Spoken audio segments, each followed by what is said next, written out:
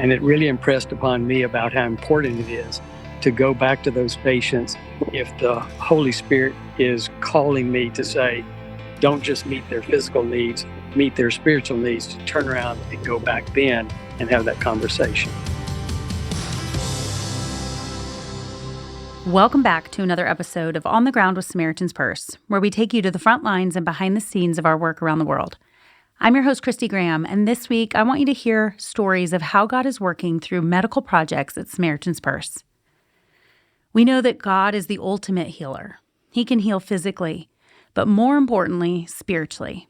And at Samaritan's Purse, we have the privilege of being reminded of ways that God does this every day. We have a lot of different medical ministries, and each one meets people physically, but they also share the gospel in the process. Our skilled medical personnel, they do what's possible, but God does the impossible, the healing. First, you're going to learn more about the medical ministry that is changing lives in the most remote areas and hard-to-reach places. And these are through our subspecialty teams, our cleft lip and cataract teams. Bethany Densham is the program manager. She helps coordinate and lead these life-changing trips. And she grew up on the mission field. Her father was a missionary doctor, so she grew up with a passion for medicine and ministry at a young age. I asked her to talk more about her teams and her recent trip to South Sudan. Both of them are unique surgeries that you can do within a short period of time. You don't have to do a lot of follow-up care, but they are both populations that are very marginalized in their communities. And so for me, that's a huge thing as far as being able to present the gospel, because both of those patients come, either the cleft lip patients come and they have experienced a lot of ostracizing in their communities. We hear a lot of stories about cleft lip patients being left to die because they're considered cursed or possessed or things like that. And so usually the family members that bring them and the patient, if they're old enough, are carrying a lot of burdens. And then on the other spectrum with the cataract, it's older patients that have often been blind for years and sit by themselves for hours upon hours in a day, and they're very dependent on even a small child leading them around. And so they come carrying a lot of burdens as well. And so it's just this really ripe period of time where you can actually not only meet their physical need, but address a spiritual need. Mm-hmm. Mm-hmm.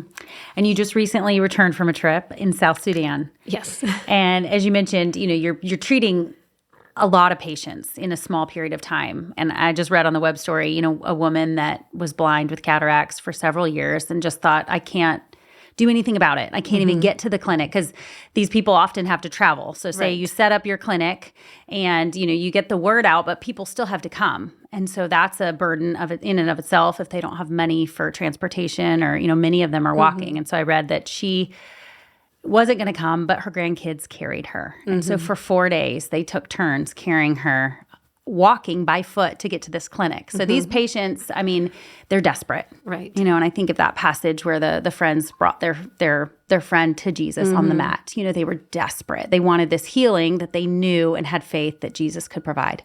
I can't imagine watching this transformation. I was blind and now I see. And so can you just take us to South Sudan on your recent trip, maybe introduce us to a patient and a way that this physical healing brought spiritual relief? Sure, yes.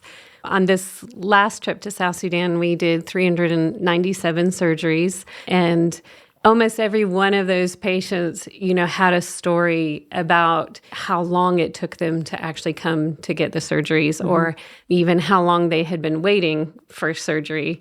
And so we flew up to an area that's fairly far north in South Sudan called Mankin. It is quite remote. They've had a lot of flooding there recently. So a lot of patients traveled by foot for a day, then they traveled by canoe for a day, then they traveled on foot again for a day. A lot of them, not even knowing where they're going to spend the night, sort of being taken in by strangers. We had one little old lady who actually arrived on the last day, and we were so thankful she made it. That was her story. One day walking, one day by canoe, another day walking. And the night before our last day of surgery, I woke up probably about 3 or 4 in the morning. And I just had this huge burden to pray for those patients that were traveling so far that they would make it in time, because I thought how discouraging that would be if you turned up the day after the team left and you had traveled 3 or 4 days. And so this little old lady came, and then she made it to the point where she was supposed to get her eye measurements done so that we could know what type of lens to put in her eye. And one of my colleagues, Rose Kipchumba, who works out of Kenya, was doing her eye measurements. And you have to hold your eye open for quite a long time, and you have to, be very concentrating on keeping your eye open. And Rose just kept saying to her, "Can you just keep your eye open?" And this little old lady finally said to her, "I'm just so hungry."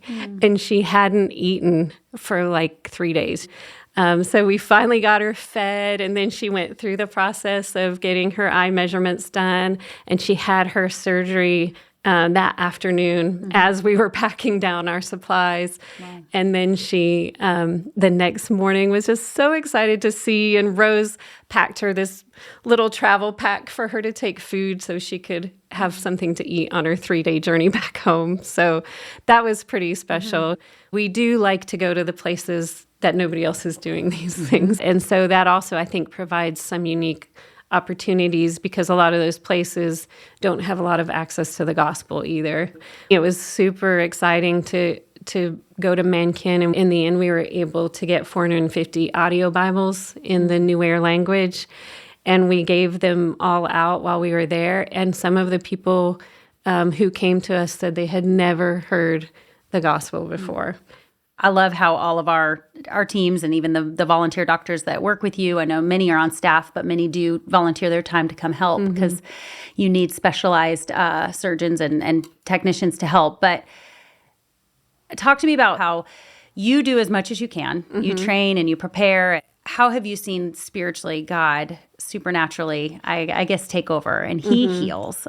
In this last trip to Mankin, this lady that had come, and again, it was on our very last day, and she had gone through the whole process of screening, and she had seemed totally fine. And they got her into the OR, and it was very interesting because we often play Christian music in the OR, while we're operating, and she just started shaking quite violently on the table. And so the OR circulator just came and grabbed me and said, "Hey, I'm not sure what's going on with this lady," but we brought her back out on the veranda, and we were trying to, see if there was something physically wrong with her. And so we had her laying down on the mat. I kind of had her upper torso in my lap, and one of our medical mobile unit nurses was there helping me, and we were checking her blood pressure, her pulse, seeing what was going on. And I said to Peter, because the family member had come over, and I said, "Peter, ask the family member, is this something unusual for her? What's going on with her?" When he translated it back to me, it was very fascinating. I've never had this happen before, but he said the family member says that she gets possessed by evil spirits, and she shakes, she gets very angry, and she says things that are not good to other people. And I said to Peter, just pray for her out loud in Nuer. And as soon as I said the word pray, she literally sat bolt upright, and he just put his hands on her head and he started praying for her. And we were, I and one of the other nurses that was with me, we were just praying for her. And then as she calmed down, I said, Peter, she was going to have both her eyes operated on. I said, maybe we should just do one eye today. And she was very insistent. She wanted both eyes to have surgery. She wanted to be able to see. And so we just prayed, and we took her back into the OR. And you have to stay very still for the surgery just because it's so intricate in the eye. And she was able to lay very still, and then the next day was able to see. Let me take this patch off. And you see? Can you see? I was just able to see her the next day, and she was just so thrilled to be able to see. And so I think there is this whole spiritual realm going on at the same time as the physical. And sometimes we don't even know or maybe recognize it. But this was one specific instance where we were like, this is definitely a spiritual need. I love these stories that Bethany's sharing from South Sudan. These patients, their lives are being changed, and it makes me teary. And not only are these specialty teams doing the very best to heal these patients physically, but they're sharing the gospel. And they're also distributing audio Bibles in their heart language to the people that are receiving this physical help. Spiritual healing is true healing. Peter Holtz is another medical staff that has served on many disaster assistance response teams, and we call them DART for short. He deployed during several COVID-19 responses, as well as many times to Ukraine. He is now an emergency medical response specialist in the International Health Unit, and he supports our emergency medical response activities. I love how Peter got involved with Samaritan's Purse. He was not looking. A few years ago, he was serving in Guatemala at a clinic, and he ran into a doctor who was on the DART roster. And this doctor encouraged Peter to apply. And he did, and the Lord led him to where he is today. Here's Peter sharing about a deployment where he saw the Lord equip him and his team to share God's love with people who are at their lowest. So in one of the responses that I was on, we were treating a lot of victims of trauma from a conflict.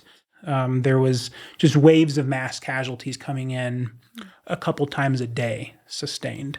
And so the severity of injury that we were seeing in a lot of people, and then the volume of it, was just a little bit overwhelming for myself and the team. I really felt like God saw to it that, we worked so well together on that. It was just really, really a special thing. We were overwhelmed, but we were never without, the ability to take good care of those people, and ultimately got to feel the love of God on them because they were in a really bad place. Franklin Graham says medicine is a magnet for the gospel. Specifically for the DART, how have you watched medicine be a magnet for the gospel? Well, I really think that there's oftentimes a lack of hope in a disaster. And it's really a pretty beautiful thing to come in and fill a big need for someone. And really day by day, you can start to see them just kind of like open their eyes a little bit more to kind of like the future. They're very caught up in the immediate in the beginning. And as you just really love on them and take care of them, it starts to just naturally open up conversations. And that, always kind of gears towards just like the hope that Christ brings. And so it really is a great gateway into just being able to really let people know the real reason why we're here. Of course, we want to bandage your wounds. Of course, we want to, see you get healthier and better. But we want you to really actualize like the reason why we're all here. Yeah. And I know, on a DART, sometimes resources are limited. You may not have all that you need to care for someone. And so I guess speak to me on maybe a time where your human capacity, you were low or you didn't have what you needed, and God, supernaturally, I think, I've heard story of providing either resources you needed or wisdom, skills. I guess, can you speak to a time where your training, what you had, you didn't have enough? We were in Ukraine, set up just an outpatient clinic at the train station out there. Well, we weren't up for 2 or 3 days working, and a woman collapsed just outside, and we were able to bring her into the tent. We were able to give her care. She did lose her pulses. We performed CPR. We'd called an ambulance to come pick her up. We did resuscitate her temporarily. Ultimately, she did pass away, but her grandson was with her. And we were able to, I think God saw to that woman passing away with us because, we were able to just put our arms around the boy and cry with him, So, we really didn't have enough there to treat what, her cardiac issue that she likely had. But I do think that stuff wasn't needed in that situation. I think, again, just being with the boy is what was actually needed in that situation. It's probably one of my most bittersweet DART memories that I have. And being part of the DART, I imagine you practiced or you were working before you became a part of Samaritan's Purse. I was. How has your life changed, and how has God, I guess, worked in your life, taught you more about himself? I've come to the realization that God puts these things in our spirits, like this desire for adventure. And prior to being on the DART team, I sought all my adventure in, mountain biking or some kind of higher adrenaline type travel or activity. And I realized that I should lean into what God put in me. It just feels like a really pure version of self-actualization. When you're doing something that you're proud of, and if you can boast in anything, it's boast in the Lord. It just feels very pure. It feels right, and it feels fulfilling. When you're seeking some of those things outside of God's purpose for you, you're always really left wanting more and more and more. And I do want more and more of this, but what has superseded that feeling of excitement or adventure is just really the excitement of serving God. And once you just say, yes, Lord, and you really lean into yes, Lord, it's amazing how exciting life can get. And I think that verse, I've come to give you life to the fullest. God has, yes, we live in a fallen, broken world. You know that more than most. You see the brokenness and the reality of sin and death and suffering. But he did come to give us a life full, and especially when we're following him. Surrendering to God does make your life better. Peter found purpose in serving the Lord. And on DARTs, he's able to combine both meeting physical and spiritual needs. And I love what he said at the end, where he talked about answering God's call and how that truly changed his life. God gives us all unique passions and interests and talents, and I love it when he uses them for kingdom work, as he did with Peter. And I encourage you to take what the Lord's given you and see how you can commit and surrender it to God and serve him. What in your life, is there something that you need to say, yes, Lord, it's yours? I know for me, it was when we got out of the military and we came to work with Samaritan's Purse full time. It was hard for me to do because I had to give up something I loved for the Lord who I loved more. And it hasn't been easy, but it's been so rewarding. And God has truly changed the trajectory of our family and our lives by surrendering what we want to do for what he wants in our life. Next, I want you to meet Dr. Bob Spencer. He's a retired cardiologist who has practiced for more than 30 years in Florida, Tennessee, and Wisconsin. And he's frequently served in many of our mission hospitals and also on disaster responses. I actually talked to him while he was in the field serving in Africa. Currently, I'm in Kundi, which is in the Democratic Republic of Congo.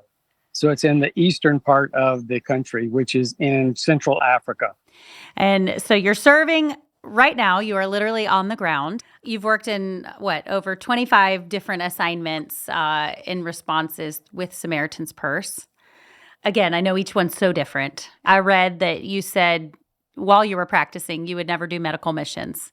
So how did God, direct you and show you that was what you were supposed to do? Well, I started out getting involved in my local church, and we were doing water missions in Zimbabwe. And I tried to do medical missions there, but every time I tried, the door never really opened. And that's when I said, well, I'll never do healthcare. And then later, I got to attend Prescription for Renewal. And I actually met a cardiologist at Prescription for Renewal, and he recruited me to go to Tenwick, which is a mission hospital in Kenya. which has a cardiovascular program there. And so I started going there first, and then I started looking around after that and found other locations to serve. Mm-hmm. You've worked both through World Medical Missions, but you've also been on the disaster assistance response team. So can you maybe even explain to people the difference? So with World Medical Missions, you are electively scheduling a time in which you can serve in a mission hospital. And you go to these facilities, and not only are you practicing medicine, but you're also sharing your knowledge with the local staff, whether that's missionaries or the national staff that's working there. But it's where you build a relationship with them over a long term, and you grow with them and help bring them up and help them learn what you know. It's still practicing medicine in a resource limited setting, but it's more controlled. Mm-hmm. The disaster assistance response team is where you get a phone call sometimes, and you're flying within a few hours, and you're going off to either a natural or a man-made disaster, and you approach that disaster. You set up an emergency field hospital, and you're seeing patients within 36 to 72 hours. You're seeing patients, and you're providing care for them in a disaster. It is long hours, hard work. Everything is spontaneous. You don't know what you're going to be doing 20 minutes from now, and you work together as a team to accomplish what you're sent for. Dr. Bob Spencer is a wealth of knowledge, and he has so much medical mission experience. He's traveled the world, and I love the way that he's served in any capacity that's needed. And I love that God used Prescription for Renewal to open doors to where he got his start in Kenya. And if you don't know what Prescription for Renewal is, it is the World Medical Mission Conference that they hold every year. And this year it'll be held in August. They bring in doctors and medical personnel that may be interested in going to the mission field or learning new skills to serve. And Dr. Bob actually attended to learn more about tropical medicine, but the connections that he made opened the doors for him to continue serving around the world. Next, I want you to hear more wisdom from Dr. Bob about the moment that changed how he views his job. A story that I go back to that really planted the seed in me years ago was when I was making rounds, and I saw a patient and was about to leave, and this patient had been resuscitated, revived from sudden death. So he had been CPR and he'd come back to life. And as I was leaving the room, he says, "Doc, I gotta ask something or say something." I say, "Sure. What is it?" And he says, "Doc, you've always heard that people talk about it was calm, it was bright lights, it was warm. I could see angels or whatever." He goes, "But Doc, it was hot. It was really hot, and I didn't like it." I says, "Oh," he says, "I want to do something about it. I don't want to go back there." It's like, okay, so he had not gone to heaven, he had gone to hell, and he had come back. And it's like, okay, that's the first time I've heard that. And it really impressed upon me about how important it is to go back to those patients if the Holy Spirit is calling me to say, don't just meet their physical needs, meet their spiritual needs, to turn around and go back then and have that conversation. I just love Bob's heart, and I loved hearing his stories, and it's clear that the Lord has directed his steps. God took him on a journey that he never would have predicted or expected, and it's been better than he ever could have imagined.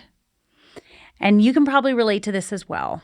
I know there's many times in my own life where God called me to do something that was unexpected, and I would have never planned or dreamed, but I love how God works out the details. Proverbs 16:9 says, "In his heart a man plans his course, but the Lord directs his steps." And again, I've seen this in my life where he's directed me and given me the biggest blessings in things that I never would have pursued. What I love about this episode is sharing how each of our staff are using their unique giftings to serve the Lord. And medicine is truly a tangible way to do this. When something is given to us by God, or he surprises us or draws us into something, I think it's a truly bigger blessing. In everything we do, we can use our gifts and talents for his glory. And it's a privilege to talk to many of our medical team members and be encouraged how God writes their stories. He uses people intersections, and sometimes loss to rework or write our story. He's the author of our lives and the ultimate healer. And I hope you're encouraged today that God has a purpose and a plan for what you're currently working through.